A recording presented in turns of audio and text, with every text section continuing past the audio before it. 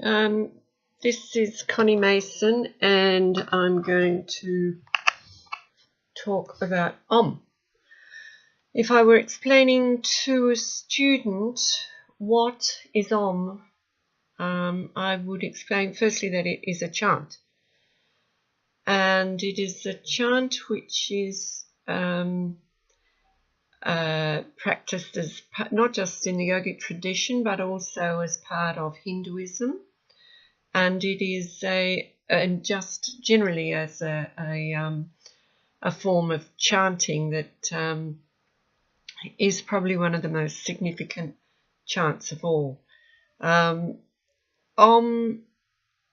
is broken up into 4 parts, the first 3 of which I'll explain, because if you actually looked at the Sanskrit way of writing Om, it is a letter 3 with a curly bit after it. So the 3 is significant. It's significant in many religious traditions, and the Holy Trinity in Christian tradition is represented by Father, Son, and the Holy Ghost. And in Hindu tradition, it is represented by Brahma, Vishnu, and Deva Maheshwara. I'm not sure if I've pronounced that absolutely correctly, but Deva Maheshwara is, in fact, another name for Shiva. If we dissect the sound that we make when we say Om, it is actually broken up into those 3 parts. Brahma, and so the first part that we say, which is Ah in the Om sound, Ah, is a result of the fact that that part of the Trinity of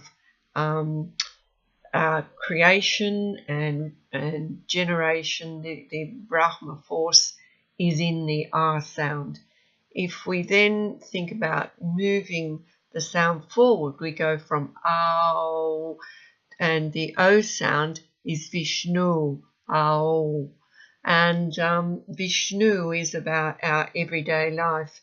It is about the things that we do on a day-to-day basis to sustain ourselves and preserve ourselves in our earthly form. Those 2 sounds work quite well together, Ah and O. So what is derived out of those is the O sound that we hear in Om. They come together to create a sound that is the blending of the Ah and the O.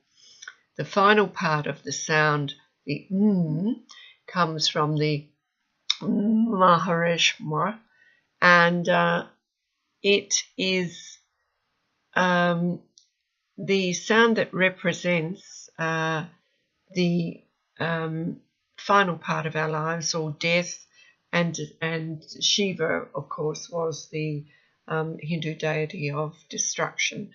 So in our lives, the 3 is significant because our lives are cyclical, the cycle of our birth, our existence, and then our death.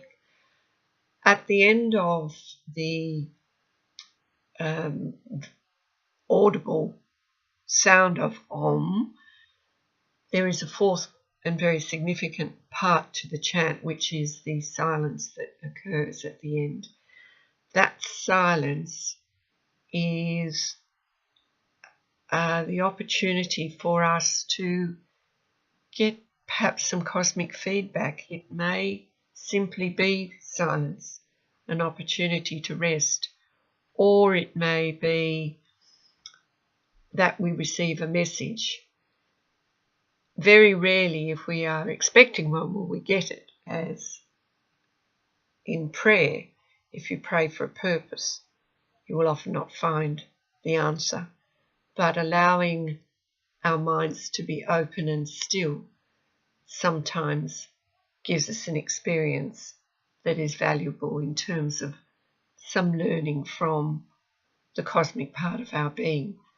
So the last thing is that our bodies are made up of vibrating particles, and by chanting we have the opportunity to connect or to retune our vibration to the cosmic vibration.